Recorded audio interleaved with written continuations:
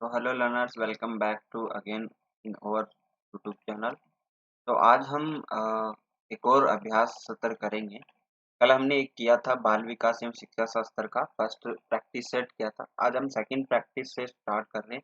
I hope आप इस classes का यूजफुल कर रहे होगे। इन क्लासेस को देखने के बाद आप जो प्रैक्टिस करते हो, जो सोचने की क्षमता है, मनोवैज्ञानिक में यही चीज आपको समझनी है कि एक सोचने का जो ओवरव्यू है वो आपका चेंज होना चाहिए। अदरवाइज आपके क्वेश्चन गलत होंगे, चाहे आप कितना भी पढ़ के चले जाओ। मैं टेक्निकल वर्ड की बात नहीं कर रहा, जो आपकी डेफिनेशंस है वो तो सेम रहती है, लेकिन अगर आपको ये क्वेश्चन सही करना है के बारे में आपको सोचना आना चाहिए। ठीक है। लेवल फर्स्ट के लिए ये बाल विकास एवं शिक्षा शास्त्र की बहुत ही महत्वपूर्ण क्लासेस है जो मैं आपके लिए बना रहा हूँ। स्टार्ट करते हैं। फर्स्ट क्वेश्चन क्या कहता है? शिक्षण अधिगम प्रक्रिया में व्यक्तिगत रूप से ध्यान देना महत्वपूर्ण है, क्योंकि शिक्षार्थी हमेशा समूह में ही बेहतर सीखते हैं। ऑप्शन हमें दिए गए हैं, उसके हिसाब से हमें बताना है कि जो शिक्षण अधिगम प्रक्रिया है उसमें हमें व्यक्तिगत रूप से ध्यान देना क्यों महत्वपूर्ण है, क्यों देना चाहिए। तो देखो, शिक्षार्थी हमेशा समूह में बेहतर सीखते हैं। शिक्षक परीक्षण कार्यक्रमों में ऐसा ही बताया गया है। प्रत्येक विद्यार्थी अनुशासित करने के लिए शिक्षकों को बेहतर अवसर मिलता है। बच्चों की विकास दर भिन्न होती है एवं भिन्न तरीके से सीख पाते हैं।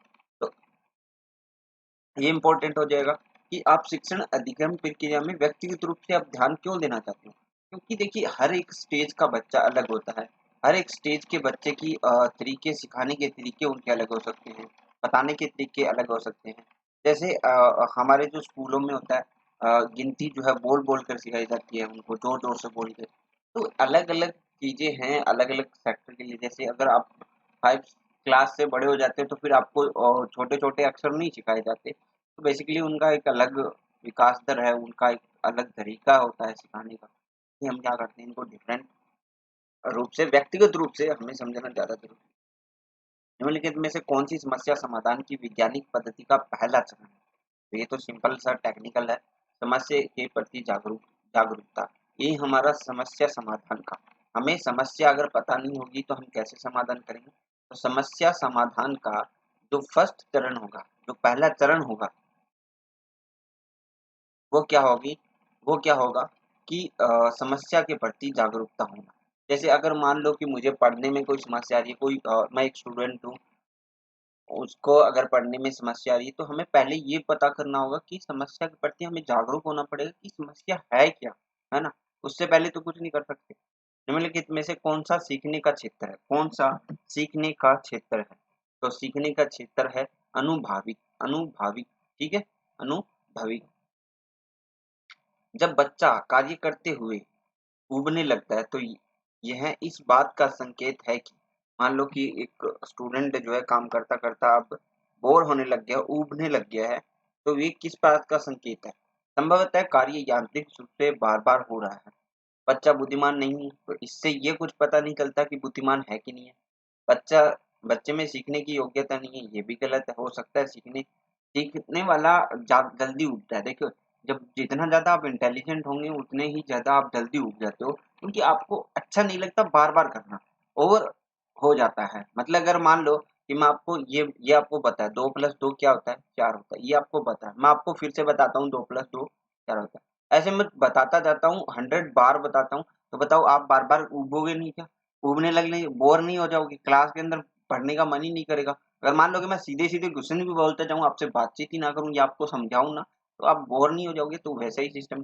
तो संभवतः कार्य यांत्रिक रूप से बार बार हो रहा है, यही इसका सही ऑप्शन हो जाएगा। देखिए, प्रैक्टिकली आप सोचिए, अगर आप वास्तविक में एक स्कूल में पढ़ाना चाहते हो तो इसी तरीके से आपको सोचना आना चाहिए। और मैं ये भी कहूंगा कि उन बच्चों को पढ़ाने की जिम्मेदारी भी आपकी है, तो आप वो सीखे जाइए।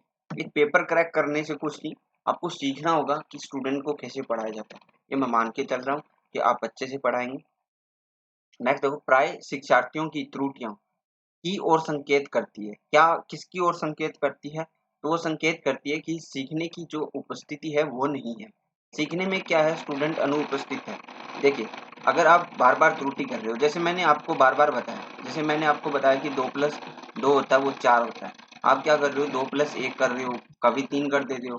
कभी 2+2 5 लिख दे रहे हो, तो इसका मतलब ये वो जो स्टूडेंट है, जो पढ़ने आया है, वो उपस्थित ही नहीं है क्लास के अंदर। ठीक है, सीखने वाला कुछ ना दिमाग के अंदर कुछ ना कुछ चलता है। जब अगर आपका क्लास में दिमाग होता है तो क्लास में कुछ ना कुछ आप सीखते हो, है ना। इसी इसी क्रम में हम आगे की क्वेश्चन को लेते हैं। निम्नलिखित में से कौन सी प्रगतिशील शिक्षा की विशेषता है? कौन सी प्रगतिशील शिक्षा की विशेषता है? क्वेश्चन नंबर 6 है। केवल प्रस्तावित पाठ्य पुस्तकों पर आधारित अनुदेश, गलत बात है। परीक्षाओं में अच्छे अंक प्राप्त करने पर बल, ये भी गलत है। देखिए, परीक्षाओं पर जो बार बार जो है ना नंबर लाने का नहीं होता, स्टूडेंट सीखता कितना है वो इम्पोर्टेंट करता है। मैंने काफी बार देखा, जैसे हमारे कॉलेज में होता था, जो 89% थे वाले स्टूडेंट थे वो भी आए थे बोर्ड से, और हम भी गए थे। उस टाइम में भी हमारा जो कॉमर्स का जो पेपर हुआ था, उसका जो मेरा हाईएस्ट स्कोर था उसके अंदर, वो भी कितना था, 67% के अराउंड था। यानी हम ये मान के इसमें देखिए, गवर्नमेंट कॉलेज के अंदर 60% अबव के स्टूडेंट जाते हैं, ये मानते हो। उससे ज़्यादा सारों के नंबर थे, 80 स्टूडेंट, उसमें 80 सीट थी हमारे गवर्नमेंट कॉलेज के अंदर। तो उसमें से सिर्फ 4 स्टूडेंट के फर्स्ट डिवीजन थी। आप मान लो कितना लेवल जाता है नीचे। यानी हमें समझ होना, सब्जेक्ट की समझ होना इम्पोर्टेंट है। अगर आपको सब्जेक्ट की समझ नहीं है तो आप नहीं पढ़ा सकते या आप नहीं सीख सकते। तो आपको ये है कि जो परीक्षाएं जो है आपसे ली जाती है, वो नंबरों पे आधारित होना कोई जरूरी नहीं। ये कुछ भी आपको नहीं बताता एक स्टूडेंट के बारे में। हो सकता है वो उस टाइम नहीं पढ़ना चाह रहे हो, ये हो सकता है। तो आगे हम देखते हैं ऑप्शन में, बार बार ली जाने वाली परीक्षाएं। क्या पूछा, क्वेश्चन क्या था हमारा, कौन सी प्रगतिशील शिक्षा की विशेषता है। तो बार बार जो परीक्षाएं ली जाती है वो क्या है, प्रगतिशील शिक्षा की विशेषता है। शिक्षा, हमें परीक्षा लेने से मतलब ये नहीं है कि अच्छे मार्क्स लेने से। बार बार परीक्षा लेने से हमें परखने का मौका मिलता है स्टूडेंट को कि किस प्रकार का उसका माइंड। नेक्स्ट देखो, एक शिक्षक प्रश्न पत्र बनाने के बाद यह जांच करता है कि क्या प्रश्न परीक्षण के विशिष्ट उद्देश्यों की परीक्षा ले रहे हैं। यह मुख्य रूप से प्रश्न पत्र के बारे में चिंतित है। संपूर्ण विषय वस्तु के शामिल करने, प्रश्नों के प्रकार, विश्वसनीयता विश्वसनीयता वैधता। तो देखिए, ये वैधता पे होता है। क्या पूछा था हमारा क्वेश्चन, देखिए, अगर मैं आपको बार बार बता रहा हूँ तो इसका मतलब ये है कि मैं आपको समझाना चाह रहा हूँ कि आप साइकोलॉजी ऐसे पढ़ें कि आपके समझ में आना चाहिए कि क्या पढ़ रहे हैं, और ऐसा क्यों होगा वो भी आपको पता होना चाहिए। अगर आप सीधा सीधा पढ़ के अगर रटना चाहते हो तो साइकोलॉजी आपके कभी समझ में नहीं। इसलिए तो इसे मनोवैज्ञानिक कहा गया है, यानी मानव का जो मस्तिष्क है उसकी अवधारणाओं को हम पहले समझ सकते हैं। जैसे एक बालक जो है वो पढ़ना नहीं चाह रहा, या वो खुल के नहीं बताएगा आपको, टीचर होंगे तो आप नहीं बताएगा, तो आपको समझना पड़ेगा कि वो सोच क्या रहा है, या फिर उसका क्यों मन नहीं है। ये सारी चीजें हमें पता होनी चाहिए। इसलिए इस सब्जेक्ट को हमारे जोड़ा गया है कि बाल का जो स्टूडेंट का विकास है वो किस तरह होता है। ठीक है, और उसको हम शिक्षा में कैसे जोड़ सकते हैं, इसलिए ये बोला गया। एक प्रश्न पत्र बनाने के बाद यह जांच करता है कि क्या प्रश्न परीक्षण के विशिष्ट उद्देश्यों की परीक्षा ले रहे हैं। यह मुख्य रूप से प्रश्न पत्र की वैधता के बारे में चिंतित होता है। तो ये सीधी सीधी बात है, ठीक है, इसमें कुछ ज्यादा सोचना नहीं है। क्योंकि पेपर अगर आपका वैलिड ही नहीं है, आउट ऑफ सिलेबस है, तो भी वो गलत हो जाता है। उसको जांचने के लिए हम पेपर बनने के बाद की जांचने की बात हुई तो वैधता सही हो जाएगी। विवेचनता विवेचनात्मक शिक्षा शास्त्र का यह दृढ़ विश्वास है कि शिक्षार्थियों को स्वतंत्र रूप से तर्कना नहीं करनी चाहिए। तो ऐसा तो कोई नहीं बोलेगा, है ना भाई। स्वतंत्र रूप से अगर आप सोच ही नहीं सकते तो फिर आप सीखोगे क्या। स्कूल बच्चे स्कूल से बाहर सीखते हैं, ये प्रासंगिक है, तो ये भी कोई जरूरी नहीं है। शिक्षार्थियों के अनुभव और प्रत्यक्षण महत्वपूर्ण है, ये बात सही है। देखिए, आपको अगर इतना कठिन तरीके से आपको अगर टीचर बनाया जा रहा है तो उसमें देखिए आपको सारी चीजें अवेलेबल होती है। अगर एक अच्छे से पढ़ के टीचर बनता है तो उसमें ये सारी क्वालिटीज होगी, अनुभव भी होगा, प्रत्यक्षण महत्वपूर्ण चीजें भी होगी। नेक्स्ट देखो, विद्यालय आधारित आंकलन मुख्य रूप से किस सिद्धांत पर आधारित होते हैं। तो वो बाह्य परीक्षकों की अपेक्षा शिक्षक अपने शिक्षार्थियों के क्षमताओं को बेहतर मानते हैं। बाह्य परीक्षकों की अपेक्षा शिक्षक अपने शिक्षार्थियों की क्षमताओं को बेहतर मानते हैं। ये बात सही हो जाएगी। विद्यालय आधारित आंकलन के बाद की गई है। शिक्षार्थी व्यक्तिक अभिन्नता प्रदर्शित करते हैं, अतः शिक्षक को क्या करना चाहिए, तो वो सीखने के विविध अनुभवों को क्या है, उपलब्ध कराना चाहिए। सीखने के अलग अलग तरीके जो अनुभव है उनको उपलब्ध करवाना चाहिए। नेक्स्ट देखो क्वेश्चन नंबर 11 क्या बोलता है, निम्नलिखित में से कौन सा विकास का सिद्धांत है। विकास का सिद्धांत कौन सा है, ये आपसे पूछा गया है। तो विकास का सिद्धांत है, सभी को विकास दर समान नहीं होती, ये हमें मान के चलना है। देखिए यहाँ पे ऑप्शन दिया है, उसको इलिमिनेट कैसे कर सकते हैं, हमें कैसे पता चलेगा। विकास हमेशा रेखीय होता है, ये गलत है। ठीक है, यह निरंतर चलने वाली प्रक्रिया है, नहीं है, ये निरंतर चलने वाली प्रक्रिया नहीं है। तो विकास हमेशा निरंतर होता रहता है। विकास की सभी प्रक्रियाएं अतः अंतर संबंधित नहीं है। देखिए सारी जो प्रक्रियाएं हैं वो आपस में संबंधित होती है, तो ये भी गलत है। यानी यहाँ पे ऑप्शन अपने आप ही गलत दे रहा है, तो हमें करने की जरूरत ही नहीं है। सभी के विकास दर समान नहीं होती, ये मैंने पहले भी बताया था, फर्स्ट मॉक टेस्ट के अंदर भी बताया था कि विकास दर सभी की समान नहीं होती, अलग अलग तरीके होते हैं उन्हें। ठीक है, नेक्स्ट देखो, मानव विकास को छात्रों में विभाजित किया जाता है, जो है क्या है वो, शारीरिक, संज्ञानात्मक, संवेगात्मक और सामाजिक। इस तरीके से हम मानव विकास के क्षेत्रों को बांट सकते हैं। कैसे, शारीरिक, संज्ञानात्मक, संवेगात्मक, सामाजिक। शारीरिक, संज्ञानात्मक, संवेगात्मक, सामाजिक। बार बार रिपीट करने से आपको याद हो जाएगा।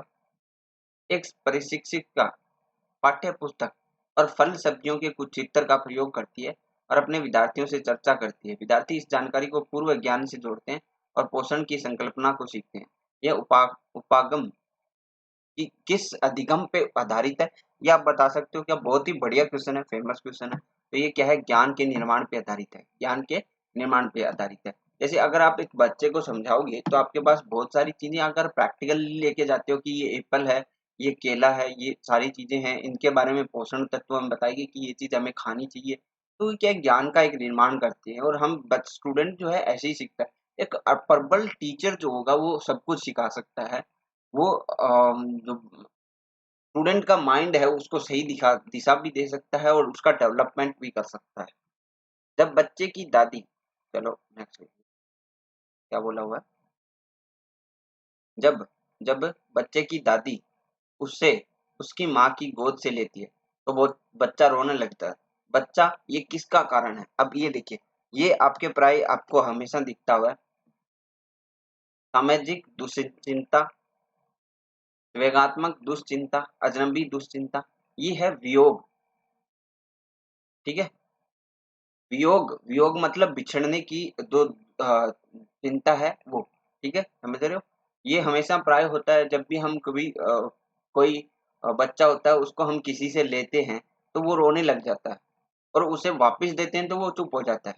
तो उसमें क्या है, वियोग की दुश्चिंता है, वियोग की। ठीक है, समझ रहे हो, बहुत इंपॉर्टेंट क्वेश्चन था। शिक्षा के संदर्भ में समाजीकरण से तात्पर्य क्या है। समाजीकरण से क्या तात्पर्य है हमारा, हमारा तात्पर्य है कि सामाजिक वातावरण में हम अनुकूल और समायोजन बना सके। क्या कर सकते हैं, उस वातावरण को अनुकूल और समायोजन बना सकें। देखिए आप एक टीचर होने के नाते आपको पता होना चाहिए कि समाज कैसा होना चाहिए। समाज, एक अच्छा समाज यही होता है कि उसमें सब इक्वल हो। ठीक है, और ये आपकी जिम्मेदारी होती है कि आप स्टूडेंट को कैसा सिखाएंगे, आप स्टूडेंट को कैसे बनाएंगे। स्पेशली आप रीट लेवल फर्स्ट की तैयारी करते हैं उनके लिए, तो बेसिकली कोई बच्चा अगर बुरा बनने की कोशिश कर सकता है तो आप उधर को खींच के लेके आ सकते हो। ठीक है, ये आपकी जिम्मेदारी होती है। आप जितनी ज्यादा मेहनत करते हो, आप ये मत सोचिए कि आप एज ए टीचर वर्क करोगे, आप ये मानो कि आज हम समाज सेविक बन के काम करेंगे। जो आपको रेम्यूनरेशन मिलता है पढ़ाने के प्रति वो तो मिलता रहेगा भाई, आपको टीचर को मिलता है। एक टीचर ऐसा होता है जिसको मिलता है फिर वो भी काम नहीं करता। आप ऐसा कर सकते हो कि भाई आपको पैसा तो मिल रहा है और क्या चाहिए आपको, तो आप एक सामाजिक जीवन जीने की कोशिश कर सकते हो, समाज को सुधारने की कोशिश कर सकते हो। और आपसे अच्छा कोई नहीं सुधार सकता, क्योंकि आप तो स्टार्टिंग से शुरू होते हो। जहाँ से परिवार है, परिवार से बिछड़ के आप स्कूल में जाते हैं बच्चे, वहां से आपका जो है अनुशासन। देखिए अनुशासन में जो लोग रहते हैं बाद में जाके उनको ज्यादा कुछ बदलाव नहीं आता। अनुशासन सबसे पहली चीज है, हर जगह अनुशासन होगा तो कोई दिक्कत नहीं है। तो अनुशासन में ही लेके आना, एक समाज में नई सोच डेवलप करना बहुत ज्यादा जरूरी होता है। ठीक है। राज्य स्तर के एकल गायन प्रतियोगिता के लिए विद्यार्थियों को तैयार करते समय एक विद्यालय लड़कियों को वरीयता देता है। यह दर्शाता है, क्या दर्शाता है ये दर्शाता है लैंगिक पूर्वाग्रह। क्या दर्शाता है? लैंगिक पूर्वाग्रह। ठीक है।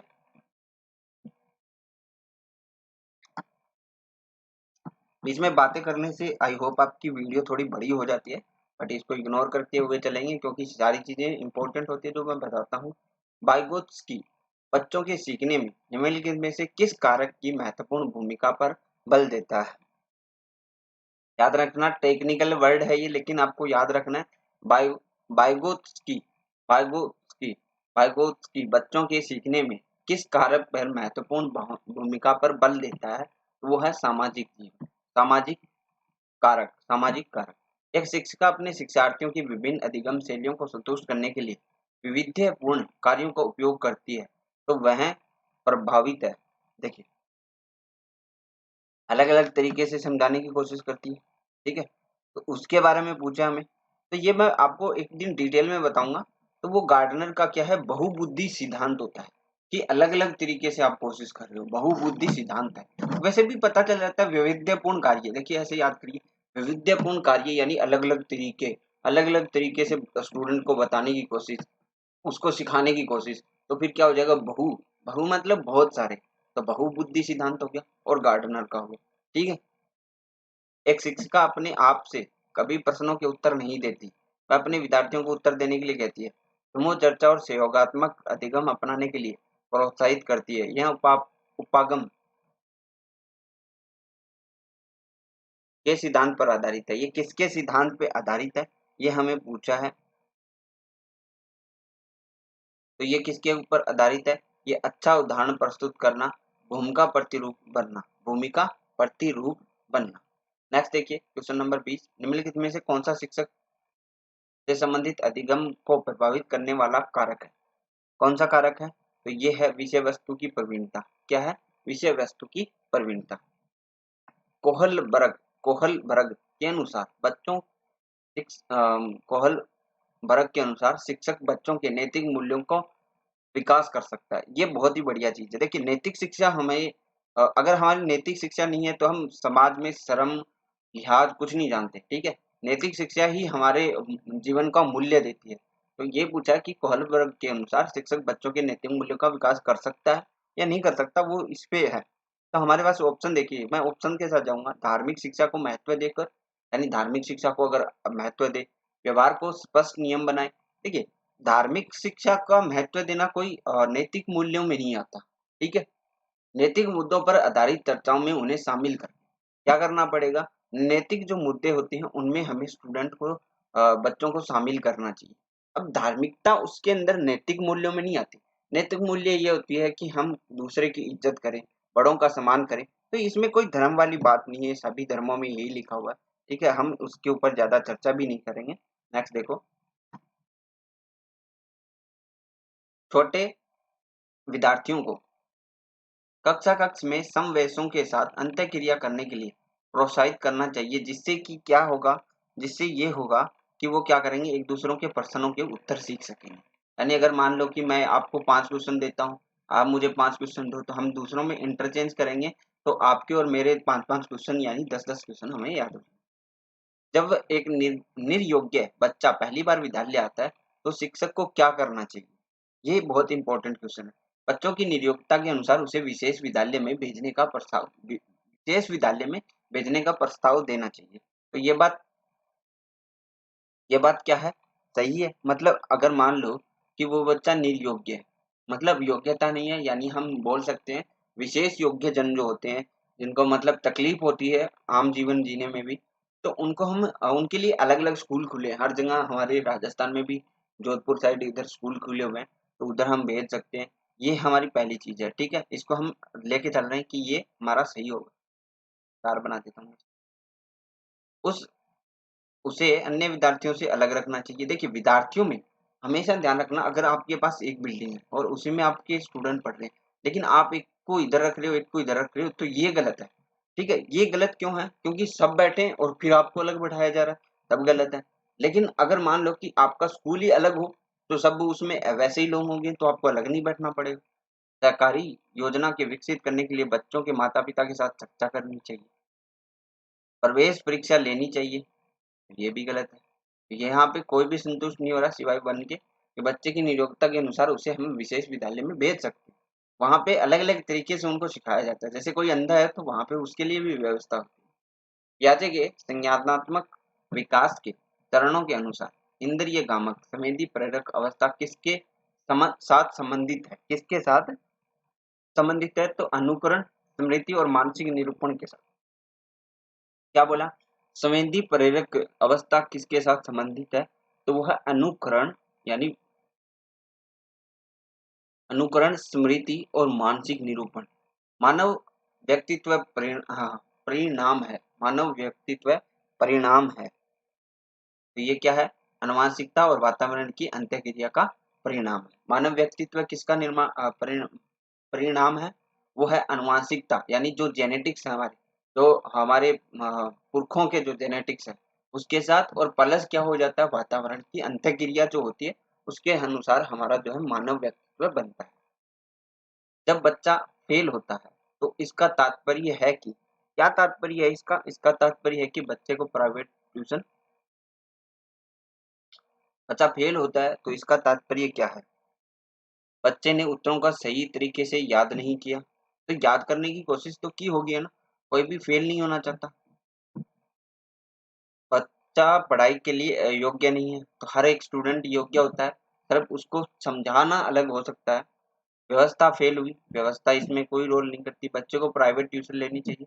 यहाँ पे क्वेश्चन नंबर 26 सही हो जाएगा, 26 का ऑप्शन बी सही हो जाएगा। शिक्षण से अधिगम पर बल देने वाला परिवर्तन हो सकता है। शिक्षण से अधिगम पर बल देने वाला परिवर्तन हो सकता है। कैसा परिवर्तन हो सकता है? बाल केंद्रित शिक्षा पद्धति पर अपनाकर। क्या हो सकता है? बाल केंद्रित शिक्षा पद्धति अपनाकर। नेक्स्ट, बीजों का अंकुरण संकल्पना के शिक्षण के सबसे प्रभावी पद्धति है। सबसे प्रभावी पद्धति है। क्वेश्चन नंबर 28 है, तो विद्यार्थियों द्वारा पौधों के बीजों को बोना और उसके अंकुरण के चरणों का अवलोकन करना। क्या बोला? बीजों को अंकुरण संकल्पना शिक्षण की सबसे प्रभावी पद्धति क्या है?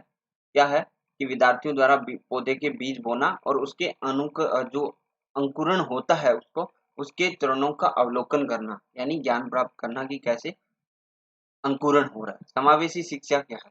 समावेशी शिक्षा क्या है? तो कक्षा में विविधता का उत्सव मनाती है। समावेशी शिक्षा क्या है? कक्षा में विविधता का उत्सव मानती है। नेक्स्ट, क्या बोलता है? निम्नलिखित में से कौन सा वस्तुनिष्ठ पर्सन है? वस्तुनिष्ठ पर्सन कौन सा है? लघुरात्मक पर्सन, मुक्त उत्तर वाला पर्सन। देखिए, मुक्त उत्तर में हम कितने भी वर्ड में दे सकते हैं। लघुरात्मक इसमें कम से कम 50 से 60 वर्ड होते हैं। निम्नात्मक इसमें से 200 से 250 से वर्ड का होता है। सत्य असत्य सिर्फ एक ही वर्ड का होता है, सत्य या फिर असत्य, है ना। ये हो गया वस्तुनिष्ठ पर्सन, तो आपका सी ऑप्शन सही होगा। तो आज की क्लास में बस इतना ही। नेक्स्ट क्लास में हम मिलते हैं। मैं हर सब्जेक्ट की प्रैक्टिस सेट करवाऊंगा आपके, कम से कम 50-50 प्रैक्टिस सेट कराऊंगा, यानी 50 इंटू 1500 क्वेश्चन हो जाएंगे हर आपके टॉपिक के। ये सारे क्वेश्चंस आपको पढ़ के जाना है, रिवीजन करके जाना है, फिर देखना आपके एग्जाम में कैसे मार्क्स आते हैं। आज के लिए बस इतना। Thank you, bye, have a nice day.